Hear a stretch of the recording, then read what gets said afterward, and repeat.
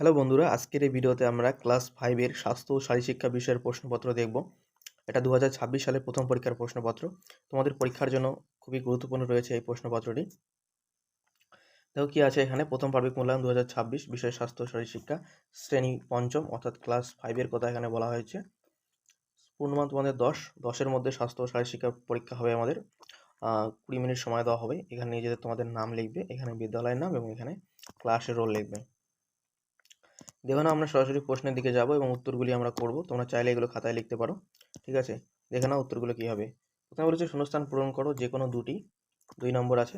ক নম্বর আছে কি, একটি বিনোদনদায়ক নাম যদি আমরা বলি, বিনোদনমূলক যে খেলাগুলো রয়েছে তোমাদের বইয়ে যে কোনো একটি খেলার নাম কিন্তু তোমরা এখানে লিখতে পারো।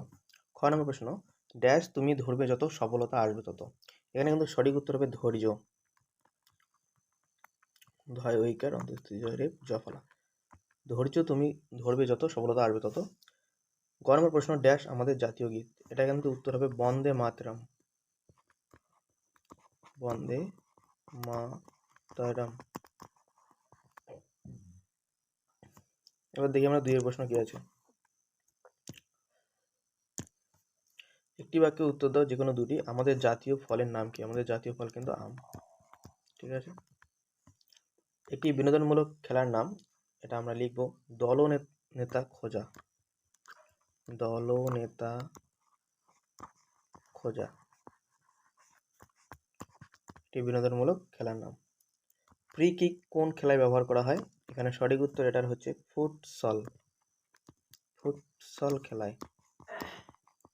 ফুটসল খেলায়, ঠিক আছে। এবার দেখো 3 এর প্রশ্ন কি আছে।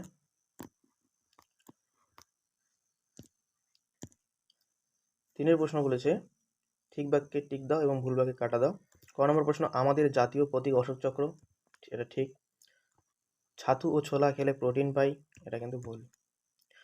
গ নম্বর, পদ্মাসনে মাংসপেশির শক্তি বৃদ্ধি পায়। ঠিক। দলনেতা খোঁজা একটি অনুকরণ জাতীয় খেলার নাম। ভুল। এটা কিন্তু একটি বিনোদনমূলক খেলা। তারপরে দেখো কি বলেছে। 4 নম্বর বলেছে একটি যোগাসন করে দেখাও এবং তার উপকারিতা বলো। দেখো, তোমরা কিন্তু যে কোনো একটি যোগাসন তোমরা শিখে যাবে। পদ্মাসন, শলভাসন, বজ্রাসন, তোমাদের যেটা ভালো লাগবে তোমরা সেটা শিখে যাবে এবং তোমরা এটাও শিখবে যে এই যোগাসনটা করার পর আমাদের কী উপকার হবে সেটাও তোমরা কিন্তু একটু জেনে যাবে। তোমাদের করতে বলতে পারে, ঠিক আছে। তাহলে ক্লাস 4 এর স্বাস্থ্য ও শারীরশিক্ষা বিষয়ে যে প্রশ্নপত্র সেটা কিন্তু আমাদের শেষ হলো। পরবর্তী ভিডিওতে আমরা ক্লাস 4 এর কলা ও কর্মশিক্ষা এবং অন্যান্য প্রশ্নপত্র দেব। পরবর্তী ভিডিওতে দেখা হচ্ছে। গুড বাই, ভালো থেকো।